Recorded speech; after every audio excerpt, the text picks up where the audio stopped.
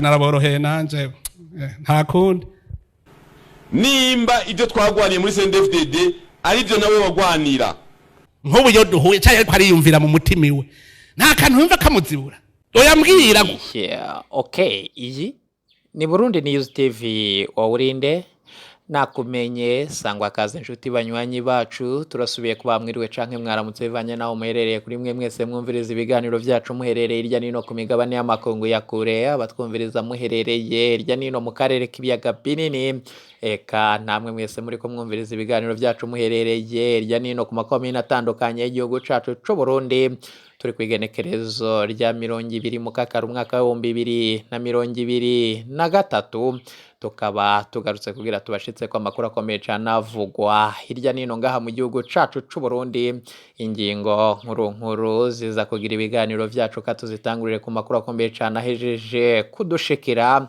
ibirwanisho binini vy'intambara indege karuhariwe mu gisoda nivyo vyashitse ku kibuga c'indege mpuzamakungu citiriwe Melchior Ndadaye i Bujumbura umugambi w'ivyo birwanisho uri mwibanga ntangere urazwi n'intwaza ngabo zitatu ngaha mu gihugu cacu c'u Burundi bimwe muri ivyo birwanisho vyaciye bijanwa mu makampari mu micungararo y'igisagara ca Bujumbura nane cane arimwo abaparakomando ku kibuga c'indege citiriwe Melchior Ndadaye gushika amahema rimwe ivyo birwanisho ngo atawure kuri we kuhashika yoba bamwe mu bahakorera eka n'ingenzi zivirya nino atawure kuri we guhagarara umwanya mu kibuga c'indege ni ibintu bikomeye cyane biriko bibanga mu gihugu cacu c'u Burundi ivyo birwanisho birimwe indege n'ibikoho binini vyinjiye mu uhe mugambi hoba hari intambara iriko iratunganywa ngaha mu gihugu cacu c'u Burundi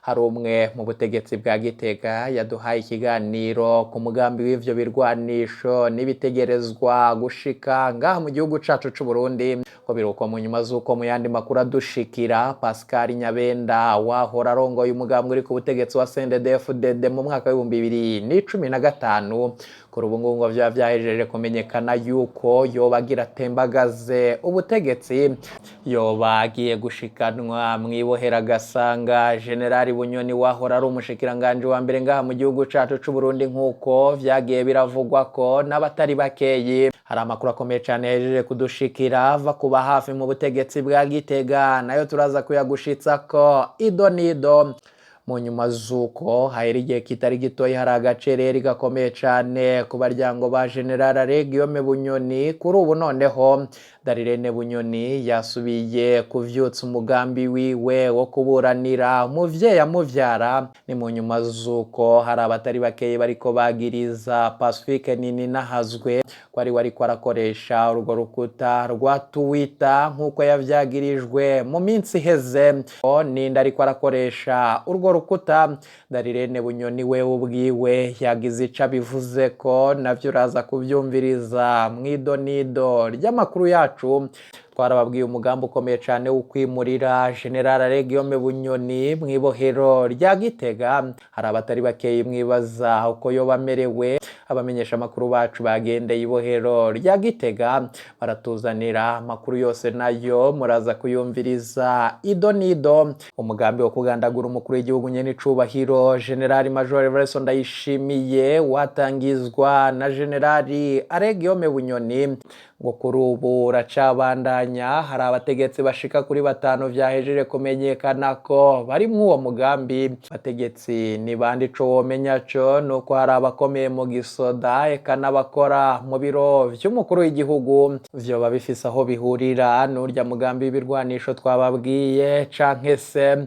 birafise aho bihurira ni dossier ya Pascal Nyabenda ivyo navyo turaza kubibashitsa ko idonido mu nyuma zuko General Guillaume Bunyoni yimurirwa mwibohero rya Gitega hari amakuru akomeye cyane dukura mu bahafi ku baryango biwe avuga ko General Guillaume Bunyoni yoba yimuriwe mw'iryo bohero ngo mu mugambo ukomeye cyane watunganywa na bamwe mu bategetsi ba hafi ku mukuru w'igihugu nyene cubahiro General Major Everson Ndayishimiye kugira iryo bohero rice riturirwa. Biruko kandi mu nyuma z'uko byaje kumenyekana ko hari umutegetsi akomeye cyane afise imatera mu biro vyiwe ashurashurizaho abigeme. Uwo mutegetsi ninde yahejeje kumenyekana? Mu biganiro vyacu turaza kubashitsa ko n'amakuru akomeye cyane ariko aravugwa muri Repubulika Iharanira Intwaro Rusange ya Kongo. Wewe ico usabwa manuka munsi y'video urabanditse ijambo sabone ufyondeko, uracubona hari akazogera naho nyene ufyondeko. Eka ayo makuru n'andi makuru ariko yibonekeza irya nino ngaha mu gihugu cacu c'u Burundi tuze tuyakuramburira yose ido nido, inkuru ku nkuru, ingingo ku ngingo, ni mukanya inyuma y'aka kanaka.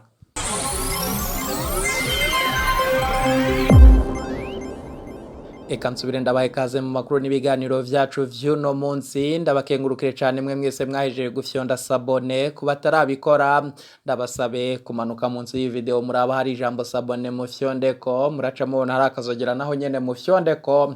Hama tuje turabana mu makuru n'ibiganiro tubashitsa ku munsi twababwiye mu mfunyafunyo z'amakuru yacu, amakuru ajanye n'ibirwanisho binini indege z'igisoda vyahejeje gushika ku kibuga c'indege citiriwe Melchior Ndadaye i Bujumbura. Ivyo bikaba vyatanguye gutera ubwoba n'igishika abanyagihugu batari bakeyi. Ivyo birwanisho vyo bari ivyiki?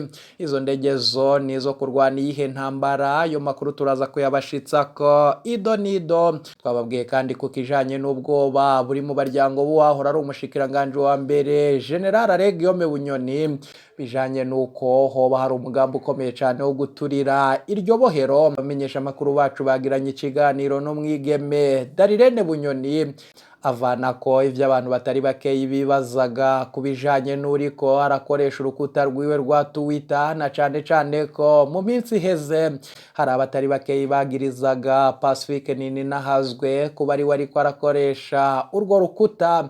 Ese yoba ari Pacifique Nininahazwe koko ariko arakoresha urwo rukuta canke se ni Darirene Bunyoni ubwiwe?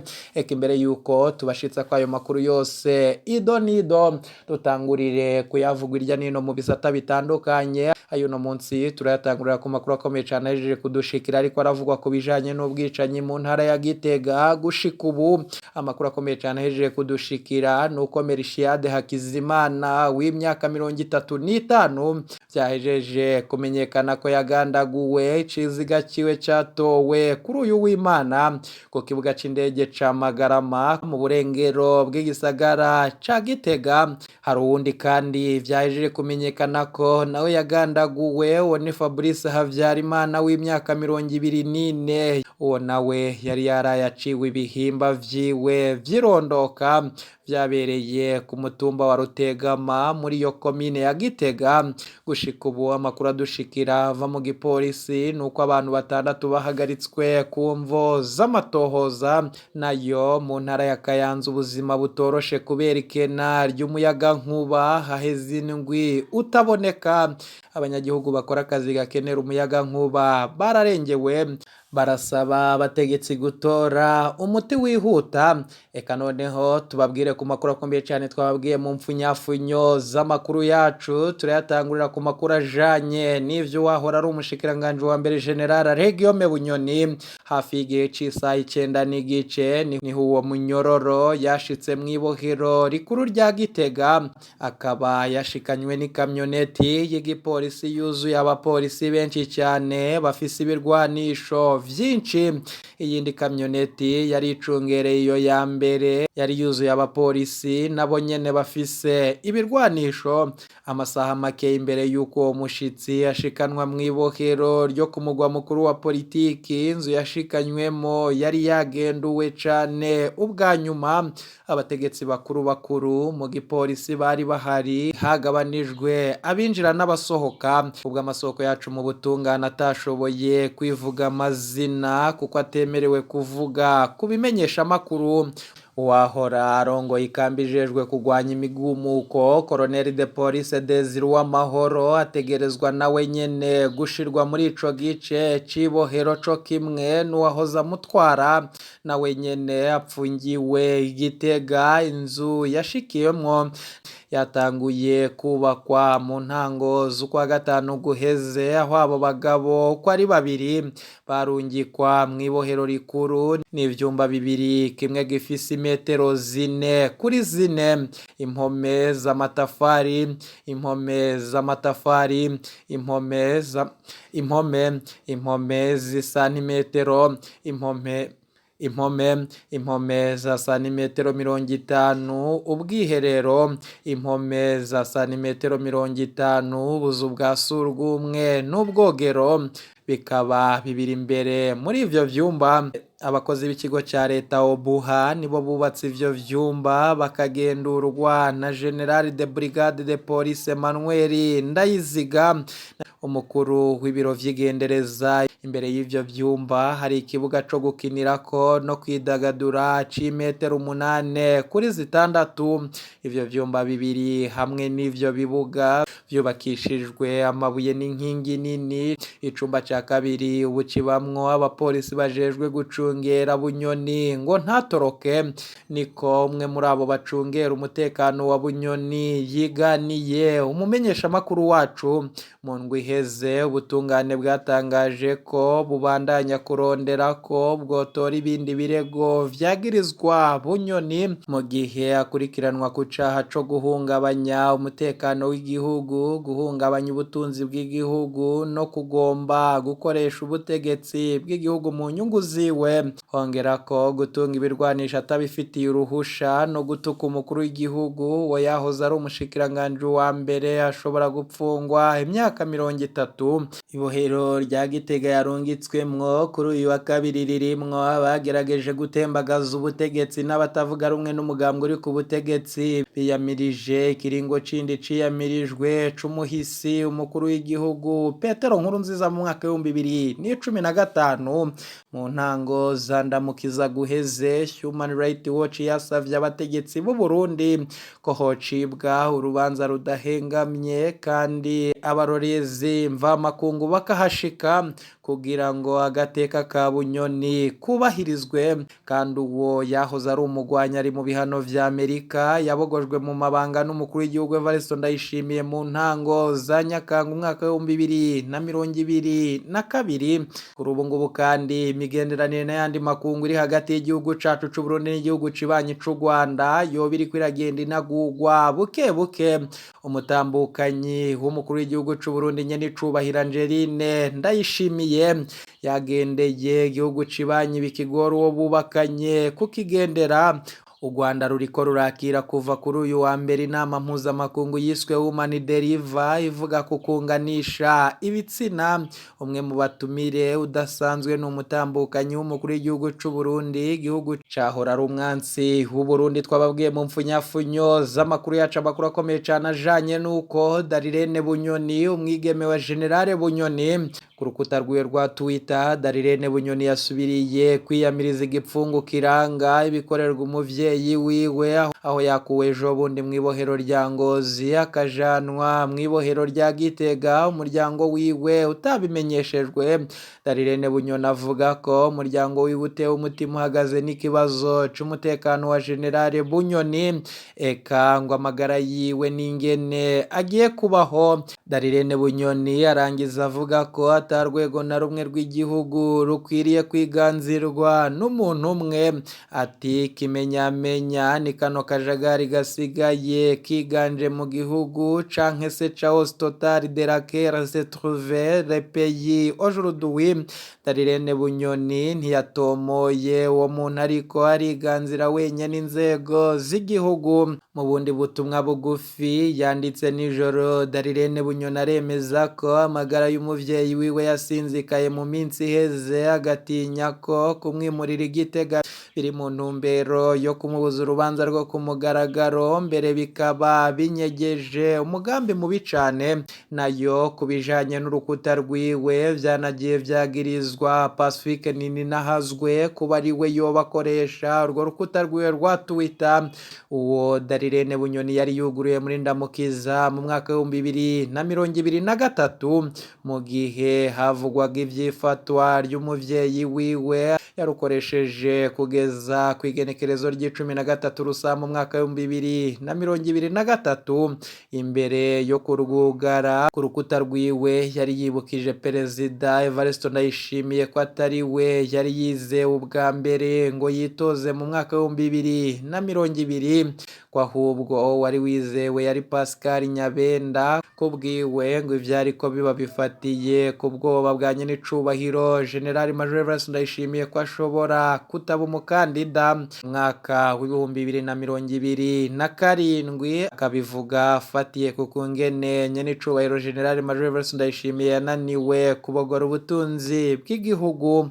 Ubutumwa bw'uyo mwigeme burumvikana mwishavu ry'umwana uburanira se, ariko kandi butera bufata umurindi wa politiki ukomeye. Kumbure niwe wenyene asigaye avugira hejuru ivyo bamwe mu basendefdd bavugira mu matamatama, asa n'uwabaye umuvugizi wa bamwe bavuga ko bari mw'iragi rya Petero Nkurunziza.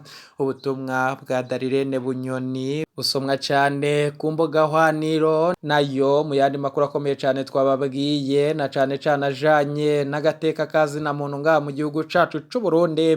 Pacifique Ninahazwe yifatiye ku gahanga umushikiranganje François Havyarimana ku gacereri ku mabi akorerwa bigeme mu mashure, na cyane avuga ko ngo bitumvikana. Mu majambo yiwe Pacifique Ninahazwe yabwiye uwo mushikiranganje ati muri nzero mu mwaka wa 2023 Emiliane Sibomana yaragushikirije amabi yo bakorerwa mu biro vy'umuyobozi wa Lycée Christ Roi yo kumushasha mu gisagara ca Gitega.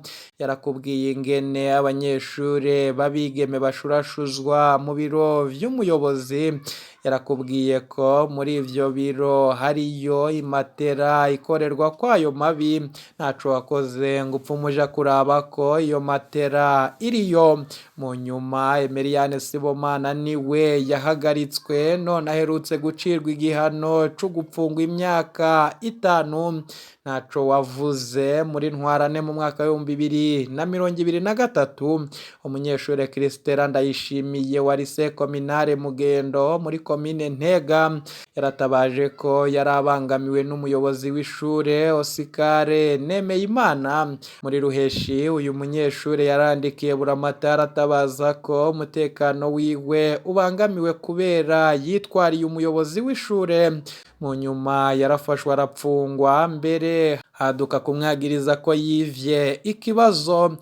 Muri Mukakaro yaragirijwe ko yamennye amabanga y'akazi, kandi muzi ko umunyeshuri atakazi ajejwe iyo atabona umukuru w'igihugu Christella Ndayishimiye abavundiye mw'ibohero rikuru rya Ngozi. Ubushikiranganje murongoye bwarashigikiye ipfungwa rya Christella Ndayishimiye. Pacifique Ninahazwe mu majambo yiwe ati mushikiranganje, iyi nyifato yanyiteye isoni ku kibazo gihambaye nk'iki. Aka gacerere gatuma bigeme batari bake babandanya guhohoterwa atagitabara, gatuma n'umwana abangamiwe adashobora kuvuga kuko ari wapfungwa. Mukabishigikira. Mushikiranganje nimusigurira abarundi impamvu mutagira impuhwe z'abana canke se mutanga imihoho. Ivyo ni ivyavugwa na Pacifique Ninahazwe. Ibiriko bigirirwa muri ubu bushikiranganje biruko mu nyuma z'uko twababwiye amakuru akomeye cane ajanye n'ibirwanisho binini vy'igisoda n'indege z'intambara vyashitse ku kibuga c'indege citiriwe Melchior Ndadaye i Bujumbura mw'ijoro ryaheze. Kuri ubu ngubu amakuru akomeye cane adushikira nuko ibirwanisho bimwe vyahejeje kujanwa mu makampu y'igisoda ari mu micungararo y'igisagara ca Bujumbura. Eka ibindi birwanisho ngo biri mu mahema manini ku kibuga c'indege nyene, atawurekuriwe kuhashika. Bo bari abakozi bakorera ngaho canke se ingenzi aho ku kibuga c'indege biruko mu nyuma z'uko hari amakuru akomeye cyane adushikira ko hari zimwe mw'izo ndege z'igisoda zahejeje gushika mu gisagara ca Gitega nguko vyibonekeza hoba hari ikiriko kiratunganywa. Ivyo bikavugwa kandi mu nyuma z'uko bivugwa ko hoba hari umugambi ufiswe na Pascal Nyabenda yahora arongoye umugambi uri ku butegetsi wa CNDD-FDD mu mwaka w'2015. Eka vyaranavugwa ko atari gakeyi ko muri Rusama mu mwaka w'2020 ari we yagira atorerwe kurongora igihugu c'u Burundi.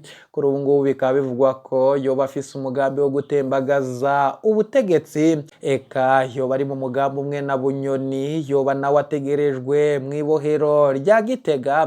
Ni amakuru akomeye cyane abamenyesha amakuru bacu bakiriko baragira ko amatohoza, biruko mu nyuma z'uko hari bamwe mu ntwazangabo zikomakomeye ku butegetsi ngaha mu gihugu cacu c'u Burundi, na cane abakomeye mu gisoda, vyahejeje kumenyekana ko bari mu mugambi wo kugandagura umukuru w'igihugu nyene icubahiro General Major Evariste Ndayishimiye, nkuko vyari mu mugambi wa Bunyoni. Babo bakaba ari bamwe mu bafashanya nawe nyene. Muri abo ngabo harimwo umusoda akomeye General Prime Niyongabo. Vyagiye birigaragaza ko atari gakeyi kuyo ari umugambanyi akomeye ngaha mu gihugu c'u Burundi. Abatari bakeyi bagafata ivyuko uwo mugambi w'ivyo birwanisho n'indege z'igisoda uzwi n'abantu bashika kuri 3, hama bakabihuza n'idosiye ya Pascal Nyabenda ko bivugwa yuko yobagira nawe ajanwe mw'ibohero. Eka bikanibonekeza ko Prime Niyongabo yabandanya kugumura abasoda bakuru bakureka n'abato bato, bakabona ko ngaha mu gihugu cacu c'u Burundi hoba hariko haratunganywa intambara ikomeye cane. Ese nyene icubahiro General Major Evariste Ndayishimiye yobagira agandagurwe, hama ubutegetsi bwiwe nibumara gutembagazwa hashirwe ko uwundi mutegetsi, na cane ko hari indyane zifatiye kuko utarabana ryiza hagati yiwe n'uramutswa amabanga yo kurongora umugambi uri ku butegetsi nyene Colonel Senateri Reveriyano Ndikuriyo, ngo bikaba vyibonekeza ko iyo mugambwe wo barahejeje gucikamwo ibice. Igice kimwe kiri kuri General Bunyoni, ikindi kikaba kiri ku mukuru w'igihugu nyene icubahiro General Major Evariste Ndayishimiye. Hakaba hari amakuru abamenyesha amakuru bacu bakigira ko amatohoza ngo kubijanye no kwimurirwa mw'ibohero rya Gitega ari ukwegereza General Bunyoni umugwa mukuru wa politiki, ngo kugira indwano zizace zoroha.